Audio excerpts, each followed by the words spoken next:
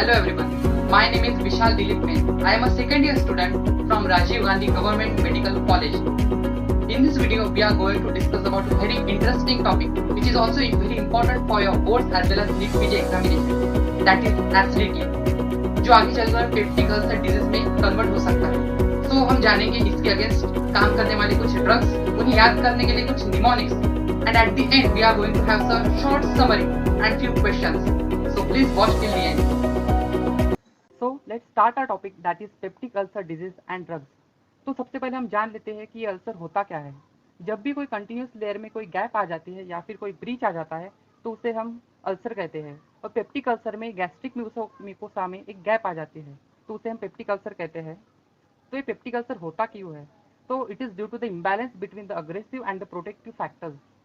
हमारे स्टमक में कुछ अग्रेसिव फैक्टर्स होते हैं जैसे HCl, H पाइलोरी बैक्टीरिया, और कुछ प्रोटेक्टिव फैक्टर्स होते हैं जैसे म्यूकस और HCO3। तो ये जो स्टमक में HCl और H पाइलोरी होते हैं ये स्टमक में गैस्ट्रिक एसिडिटी मेंटेन करते हैं, और इस एसिड से बचाने के लिए म्यूकस और HCO3 ये वॉल के अगेंस्ट एक प्रोटेक्टिव लेयर बना देते हैं, इसलिए हम इन्हें प्रोटेक्टिव फैक्टर्स कहते हैं। तो पेप्टिक अल्सर की ट्रीटमेंट क्या है? तो हमने अभी देखा कि पेप्टिक अल्सर में एसिड बढ़ जाता है, तो ट्रीटमेंट में हम उस एसिड को कम करते हैं। तो उसके लिए हमें जानना होगा कि ये HCl कहाँ से बनता है। तो ये जो HCl ये पैराइडल सेल से बनता है। तो ये HCl को सीक्रेट करने के लिए उन सेल्स में कुछ प्रोटॉन पंप होते हैं जिसे हम हाइड्रोजन और पोटेशियम पंप भी कहते हैं। तो इस डायग्राम में आप देख सकते हैं ये जो सेल है इसमें एक रेड कलर का प्रोटॉन पंप बनाया हुआ है। तो ये प्रोटॉन पंप का क्या काम है? तो ये प्रोटॉन पंप सेल से बाहर गैस्ट्रिक लुमेन में हाइड्रोजन आयन भेजता है और गैस्ट्रिक लुमेन से पोटेशियम आयन अंदर लाता है। तो इस पंप को स्टिमुलेट करने वाले कुछ फैक्टर्स हैं जैसे कि एसिटिलकोलिन, हिस्टामिन और गैस्ट्रिन। उसी प्रकार इस पंप को इनिबिट करने वाले भी कुछ फैक्टर है जिसे जो है प्रोस्टाग्लैंडिन E2। तो हम यहाँ पे देख सकते हैं it is stimulated by ACH, histamine and gastrin and it is inhibited by PGE2। तो अगर आपको इसको याद रखना है तो आप ऐसा याद रख सकते हैं कि अगर आपका कोई फ्रेंड है वो बहुत बेसुरा गाता है तो आप उसे क्या बोलोगे? आहिस्ता गा। तो यहाँ पे आप देख सकते हैं A for ACH, Hista for histamine and गा फॉर गैस्ट्रिन। तो ये जो ACH है ये M1 रिसेप्टर से आता है। अगर हम M1 रिसेप्टर को ब्लॉक करेंगे तो ACH आना बंद हो जाएगा और ये प्रोटॉन पंप भी बंद हो जाएगा। इसी तरह हिस्टामिन जो है वो प्रोटॉन पंप पर H2 रिसेप्टर द्वारा काम करता है और गैस्ट्रिन CCK से। तो अब हम देखते हैं तो HCl को कम करने वाले कुछ हमारे पास ड्रग्स है उसे हम पढ़ते हैं। तो सबसे पहले ग्रुप में आते हैं M1 ब्लॉकर्स। M1 ब्लॉकर्स में आते हैं पिरेनज़ेपिन और टेलेनज़ेपिन। तो आप इसको याद कैसे रख सकते हैं? तो सबसे पहले एक समझिए कि एक महाराज था, M1 फॉर एक महाराज था, उसके पैर ब्लॉक हो गए यानी उसके पैर अकड़ गए। तो उसने क्या किया? जब उसके पैर अकड़ गए तो उसने पैरों पर तेल लगाया। तो आप इसे कैसे याद रख सकते हैं कि एक महाराज थे जिसके पैर ब्लॉक हो गए, इसलिए उसने अपने पैरों पर तेल लगाया। पैर फॉर पिरेनज़ेपिन एंड तेल फॉर टेलेनज़ेपिन। अगली ग्रुप पर जो है H2 ब्लॉकर्स। हमने देखा था कि हिस्टामिन H2 रिसेप्टर से काम करता है। अगर हम H2 रिसेप्टर को ब्लॉक कर देंगे तो हिस्टामिन का काम भी बंद हो जाएगा। तो H2 ब्लॉकर्स में आते हैं सारे टीडिन में खत्म होने वाले ड्रग्स जैसे कि सिमेटिडिन, रैनिटिडिन, फैमोटिडिन, लोजाटिडिन और निजाटिडिन। तो आप इसको कैसे याद रखेंगे? हमने देखा था पहले ग्रुप में महाराज थे, तो इस ग्रुप में रानी आएगी। तो उस महाराज की रानी सीमा रानी, तो उस सीमा रानी को फेमस होना बहुत पसंद था, उसे लग्जरी लाइफ जीना था, इसलिए वो न्यूजीलैंड चली गई। तो आप इससे ऐसी तरह से याद रख सकते हैं सीमा रानी थी जिसको फेमस होना था, लग्जरी लाइफ जीना उसे पसंद था, उसके चक्कर में वो न्यूजीलैंड चली गई। Seema for cimetidine, Rani for ranitidine, famous for famotidine and luxury for roxatidine and NZ that is New Zealand for nizatidine. तीसरे ग्रुप पर जो है प्रोटॉन पंप इनहिबिटर्स, इन्हें हम PPI कहते हैं शॉर्टकट में। तो इस ग्रुप में आते हैं ओमेप्राजोल, एसओमेप्राजोल, पैंटोप्राजोल, लैंजोप्राजोल, डेक्सलैंजोप्राजोल एंड राबेप्राजोल। तो इसको याद रखने के लिए भी एक ट्रिक है। तो हमने देखा पहले ग्रुप में जो महाराज था उसके पैर अकड़ गए थे, इसलिए वो कहीं घूम नहीं पा रहा था। तो अपने भाई को बोलता है जिसका नाम है ओमी, ओमी प्रा पैंट ला दे, ओमी प्रा पैंट ला दे, एक और अब दुआएं देंगे। तो आप इस तरह omepra for omeprazole, pant for pantoprazole, la for lansoprazole, de for dexlansoprazole and rub for rabeprazole. तो हमें पता है कि ये जो रब है ये सबसे शक्तिशाली होता है, तो राबेप्राजोल में रब आता है, तो ये सबसे मोस्ट पोटेंट ड्रग है। तो इस तरह से आप इसको याद रख सकते हैं। मैं यहाँ पे एक बात बताना भूल गया कि ये जो सिमिटेडिन है, ये जो ड्रग है हम इसे ज़्यादा यूज़ नहीं करते क्योंकि इसके बहुत साइड इफेक्ट है, जैसे कि ये गायनेकोमैस्टिया करता है और ये बहुत सारे अदर ड्रग्स के भी मेटाबॉलिज्म को रोक देता है। तो इसका यूज़ बहुत कम करते हैं, या हम कह सकते हैं इसका यूज़ हम बहुत सीमित रखते हैं, सीमित सिमिटेडिन। तो इस तरह से आप इसको याद रख सकते हैं। आते हैं सबसे लास्ट ग्रुप पर जो है प्रोस्टाग्लैंडिन E2, जिसमें एक ड्रग आता है वो है मीजोप्रोस्टोल। ये जो मीजोप्रोस्टोल है ये केमिकली PGE1 है, लेकिन हम इसे क्लासिफिकेशन में PGE2 में डालते हैं। तो कमिंग टू द नेक्स्ट, तो सबसे पहले हम देखते हैं प्रोटॉन पंप इनहिबिटर्स यानी PPI। तो ये जो PPI होते हैं ये इरिवर्सिबल इनहिबिटर होते हैं, यानी कि ये एक बार अगर प्रोटॉन पंप को इनहिबिट कर देते हैं तो वो हमेशा के लिए बंद हो जाता है जब तक कि नया पंप ना आ जाए। तो इसलिए हम इनको हिट एंड रन ड्रग्स भी कहते हैं। जैसे कि आप कहीं गाड़ी चला रहे हो और आपने एक आदमी को ठोक दिया और आप वहां से भाग गए। आप भले ही वहां से भाग गए लेकिन वो आदमी तो बेचारा मर गया। तो उस तरह से वो हिट एंड रन केस हो गया। यहाँ पे ये हिट एंड रन ड्रग है जो आता तो है और चले जाने के बाद भी वो प्रोटॉन पंप को इनहिबिट करके ही रखता है। इनकी एक्शन सिस्टमिक होती है, वो लोकली काम नहीं करते। इसका मतलब कि जब वो ड्रग स्टमक में आते हैं तो डायरेक्टली सेल्स पर काम नहीं करते।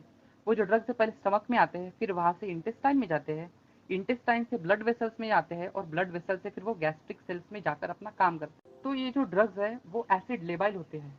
इसका मतलब वो एसिड में जाकर टूट जाते हैं।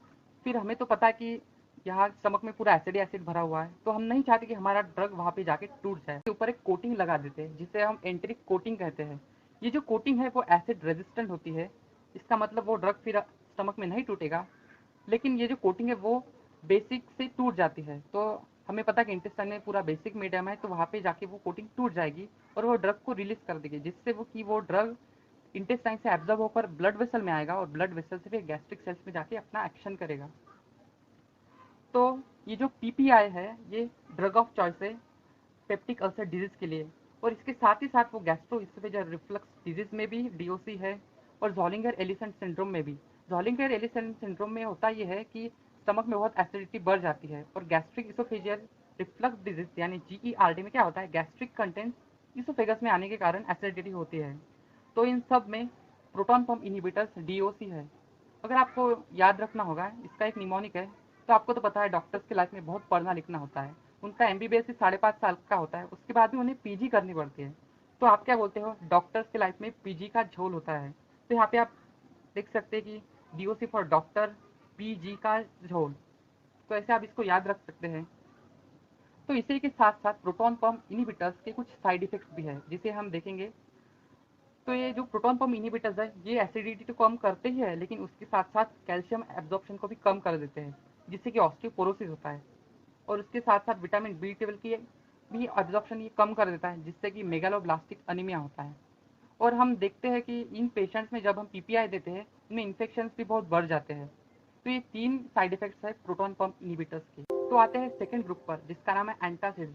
ये जो एंटासिड्स है ये सबसे फास्टेस्ट पेन रिलीफ करते हैं। समझो आपके पास एक पेशेंट आया है जिससे पेट में बहुत तेज पेन हो रहा है, तो आप उसे एंटासिड देकर ठीक कर सकते हैं। तो ऐसा क्यों, उस पेशेंट को इतना पेन क्यों हो रहा है, तो आप देख सकते हैं कि उस पेशेंट में जो अल्सर है, उस अल्सर को उसके स्टमक में प्रेजेंट एसिड कंटिन्यूसली डैमेज करते हैं, जिसके कारण उसे बहुत पेन होता है, बहुत बर्निंग सेंसेशन होता है। तो ये जो एंटासिड्स क्या करते हैं, जो ऑलरेडी प्रेजेंट एसिड है स्टमक में उसे न्यूट्रलाइज कर देते हैं। और अगर वो न्यूट्रलाइज कर देंगे तो एसिड वहाँ पे नहीं रहेगा, तो एसिड उसको डैमेज नहीं करेगा, तो उससे पेन नहीं होगा। तो इस ग्रुप में 2 ड्रग्स आते हैं। सबसे पहला aluminium hydroxide, second magnesium hydroxide. तो ये दोनों एसिड को न्यूट्रलाइज करते हैं, जिससे कि पेशेंट को पेन कम हो जाता है। तो इसी के साथ साथ इन दोनों ड्रग्स के कुछ साइड इफेक्ट है, जैसे कि एल्यूमिनियम हाइड्रोक्साइड है वो कॉन्स्टिपेशन कराता है, और मैग्नीशियम हाइड्रोक्साइड है वो डायरिया कराता है। याद कैसे रखते, समझो आप एक क्लिनिक में गए, वहाँ पे जो MD है वो बहुत आलसी था, तो आप क्या कहोगे, आलसी MD। तो यहाँ पे आप देख सकते हैं आलसी MD, AL for aluminium hydroxide, C for constipation, M for magnesium hydroxide and D for diarrhoea. वैसे आप देखते हैं कि डॉक्टर लोग आलसी नहीं होते, मेरी बात अलग होगी। थर्ड ग्रुप पर जो है अल्सर प्रोटेक्टिव्स, इसमें 2 ड्रग्स आते हैं, पहला सुक्रालफेट और दूसरा कोलॉइडल बिस्मथ सबस्ट्रेट यानी CBS। तो सबसे पहले हम देखते हैं ये सुक्राल्फेट काम कैसे करता है। तो आप यहाँ पे देख सकते हैं ये जो मैंने रेड कलर का बताया ये एक अल्सर है। तो अगर स्टमक में जो एसिड है वो कंटिन्यूसली अल्सर को डैमेज करता रहेगा तो वो हील नहीं हो पाएगा। तो इसलिए हम सुक्राल्फेट देते हैं। सुक्राल्फेट करता क्या है, ये स्टमक में जाके एक पॉलीमराइज होके एक लेयर बनाकर अल्सर पर लगा देता है। यहाँ पे आप देख सकते हैं ये जो ग्रीन कलर की लेयर है ये सुक्राल्फेट पॉलीमराइज होके वहाँ पे एक लेयर बना दी है, जिससे क्या होगा कि ये जो एसिड है वो अल्सर के कांटेक्ट में नहीं आएगा और फिर अल्सर को हील होने के लिए टाइम मिलेगा। तो ये इसकी जो एक्शन है पॉलीमराइजेशन की, उसको पीएच चाहिए 4 से कम। अगर पीएच बढ़ जाएगा तो ये सुक्राल्फेट काम नहीं करेगा। तो इसीलिए हम सुक्राल्फेट को कभी भी एंटासिड्स के साथ नहीं देते। हमने अभी पढ़ा कि ये जो एंटासिड्स होते हैं वो गैस्ट्रिक एसिडिटी कम कर देते हैं, जिससे कि पीएच बढ़ जाता है। अगर पीएच 4 से बढ़ गया तो सुक्राल्फेट एक्शन नहीं कर पाएगा, जिससे कि कोई यूज नहीं होगा। इसलिए हम इनका कॉम्बिनेशन अवॉइड करते हैं। तो आते हैं सेकेंड इस पर, कोलॉइडल बिस्मथ सबस्ट्रेट यानी CBS। CBS भी सुक्राल्फेट जैसे ही काम करता है, लेकिन इसके कुछ अलग साइड इफेक्ट्स है। आपको पता है बिस्मथ एक हैवी मेटल है, तो इसकी टॉक्सिसिटी हो सकती है हमारे बॉडी में, इसलिए वो बिस्मथ पॉइजनिंग कर सकता है। आप देख सकते हैं कि बिस्मथ में BI आता है यानी bi. Bi means two B. तो फर्स्ट बी फॉर बोन, ये बोन में ऑस्टियोडिस्ट्रॉफी करते हैं। और सेकंड बी फॉर ब्रेन, ये जो ड्रग्स है वो ब्रेन में एंसेफेलोपैथी करते हैं। तो इस तरह से आप इसको याद रख सकते हैं। तो आते हैं सबसे लास्ट ग्रुप पर जो है H पाइलोरी ड्रग्स। तो आपको पता है कि H पाइलोरी एक बैक्टीरिया है जो कि एक माइक्रोबायल एजेंट है। तो इन एजेंट्स के अगेंस्ट काम करने वाले कुछ ड्रग्स होते हैं जिन्हें हम एंटी माइक्रोबियल एजेंट्स कहते हैं, यानी या फिर AMA। तो H पाइलोरी के अगेंस्ट काम करने वाले कुछ खास 3 ड्रग्स हैं, जैसे क्लैरिथ्रोमाइसिन, एमोक्सिसिलिन और मेट्रोनिडाजोल। तो H पाइलोरी को कम करने के लिए CAM, H पाइलोरी को कम करने के लिए हम इस तरह से इसको याद रख सकते हैं, C for clarithromycin, A for amoxicillin और M फॉर मेट्रोनिडाजोल। तो हमारे इंडिया में जनरली हम ट्रिपल ड्रग थेरेपी यूज करते हैं। अगर आपके पास कोई पेशेंट आया तो हम इसे ट्रिपल ड्रग थेरेपी देते हैं, जिसमें कि एक ड्रग होता है प्रोटॉन पंप इनहिबिटर और बाकी के 2 होते हैं एंटी माइक्रोबियल एजेंट्स। ऊपर के कोई भी 2 आप ले सकते हैं। ये हमें ट्रीटमेंट 2 हफ्ते के लिए शुरू रखनी है। तो इसे हम कैप थेरेपी के नाम से भी जानते हैं। तो इस कैप में C for clarithromycin, A for amoxicillin और P for proton pump inhibitors. So let's come to the summary part. तो हमने अभी तक देखे 4 ग्रुप्स ऑफ ड्रग्स। सबसे पहला प्रोटॉन पंप इनहिबिटर्स, कि जिसमें सारे प्राजोल नाम के ड्रग्स है, ओमेप्राजोल, एसओमेप्राजोल। सेकेंड ग्रुप आता है एंटासिड, जिसमें आते हैं मैग्नीशियम हाइड्रोक्साइड और एल्यूमिनियम हाइड्रोक्साइड। तो third group was ulcer protective, जिसमें आता है सुक्राल्फेट और CBS, जो कि अल्सर के ऊपर एक कवरिंग बना देते हैं जिससे कि वो हील हो पाए। और आखिरी में H पाइलोरी ड्रग्स, जिसमें आते हैं एमोक्सिसिलिन, मेट्रोनिडाजोल और clarithromycin. So let's solve some questions. So the first question, proton pump inhibitors cause prolonged suppression of acid secretion despite having a short life because. Any guesses? Correct. Because they inhibit the proton pumps irreversibly. क्योंकि अगर वो एक बार proton pump को inhibit कर दे तो वो हमेशा के लिए वो पंप बंद हो जाता है जब तक कि नया पंप ना आ जाए, और नया पंप आने में कम से कम 24 घंटे लगते हैं। यानी इसलिए हम ये जो दवाई है वो दिन में एक बार देते हैं, ताकि वो दूसरे पंप आने के बाद वो अगली दवाई काम कर सके। So coming to the next question, so why should one avoid combination of sucralfate and ranitidine in a patient of PUD? So let's see the options. The first option, sucralfate decreases the efficacy of ranitidine. Option B, sucralfate becomes ineffective in presence of ranitidine. Option C, combination of these two causes agranulocytosis. So any guesses? So yes, option B is the correct answer. Because हमने अभी देखा कि हम sucralfate को polymerisation होने के लिए pH 4 से कम चाहिए। तो अगर हम उस पेशेंट को ranitidine देंगे तो ranitidine क्या करेगा, ये ranitidine H2 ब्लॉकर है, तो वो क्या करेगा कि वो गैस्ट्रिक एसिडिटी को कम कर देगा। अगर एसिडिटी कम हो गए तो पीएच बढ़ जाएगा। अगर पीएच बढ़ गया तो सुक्राल्फेट एक्शन नहीं ले पाएगा, इसलिए हम इनके कॉम्बिनेशन अवॉइड करते हैं। Thank you so much for watching my video and waiting till here. I have tried to cover all the high yield points from the topic. Hope you like it. Thank you.